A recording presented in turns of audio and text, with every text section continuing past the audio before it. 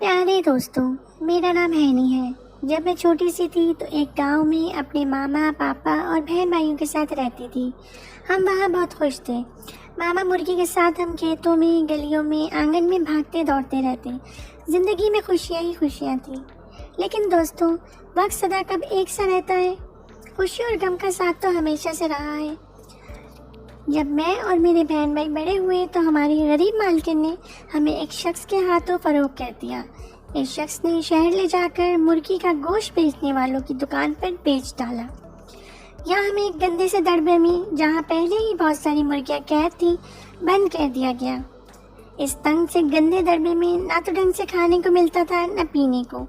وہاں ہمارا دم گھٹ رہا تھا، سانس لینے تک کی جگہ نہ تھی۔ وہاں جو طاقتور تھے وہ کمزوروں کو مار رہے تھے، کمزور کونے گدڑوں میں چھپ رہے تھے۔ دکان پر کوئی گاہک آتا تو دکان مالک ہم میں سے کسی ایک کو پکڑ لیتا۔ پکڑے جانے والا چیختا چلاتا، مگر دکاندار اسے ہماری نظروں کے سامنے سے بے دردی سے ذبح کر ڈالتا۔ ہم بے بسی سے سب کچھ دیکھتے رہتے، اس کا تڑپنا دیکھتے مگر کچھ نہ کر سکتے۔ آہستہ آہستہ میرے سارے ساتھی ذبح ہو گئے۔ آخر میں اکیلی رہ گئی۔ میں ڈرتی رہتی تھی کیونکہ اب میری باری تھی۔ مجھے اپنے ماما، اپنے بہن بھائی، اپنی سہیلیاں یاد آ رہی تھی۔ وہ کھیت، وہ کھلیان، وہ آنگن جہاں میں کھیلا کرتی تھی، یاد آ رہے تھے، مگر میں بے بس تھی۔ پھر دکان میں ایک گاہک داخل ہوا۔ وہ نظروں ہی نظروں میں مجھے تول رہا تھا۔ اس نے دکاندار سے کچھ کہا۔ دکاندار اٹھ کر میری طرف بڑھا۔ میں ڈر کر کونے میں دب گئی۔ دکاندار نے دڑبے کا دروازہ کھول کر آگے ہاتھ بڑھایا۔ میں چیخی چلائی مگر اس نے مجھے دبوچ لیا۔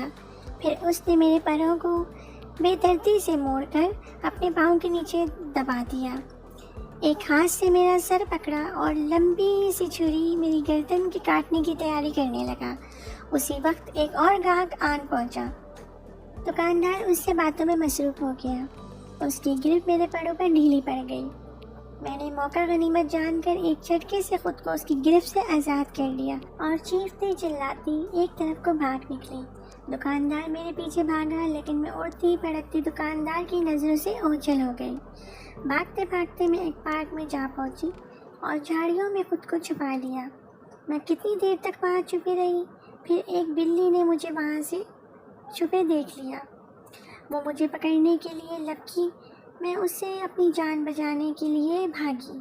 پارک میں بہت سے بچے کھیل رہے تھے، ان کی مجھ پر نظر پڑ گئی۔ انہوں نے بلی کو بھگا دیا اور ایک بچے نے مجھے پکڑ لیا اور اپنے گھر لے گیا۔ دوستوں، وہ بچہ اور اس کے گھر والے بہت ہی اچھے تھے۔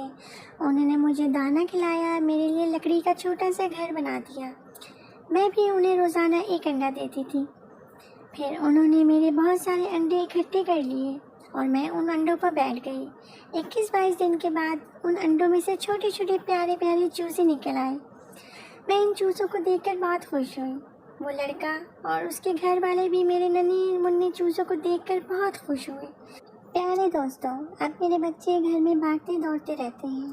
میں ان کی پیاری پیاری شرارتوں سے بہت خوش ہوتی ہوں اور ان کا بہت خیال رکھتی ہوں، کیونکہ بلیاں اور چیل کوے میرے ننھے منھے بچوں کے دشمن ہیں۔ اس وقت بھی ایک چیل اڑتی ہوئی ان کی طرف آ رہی ہے۔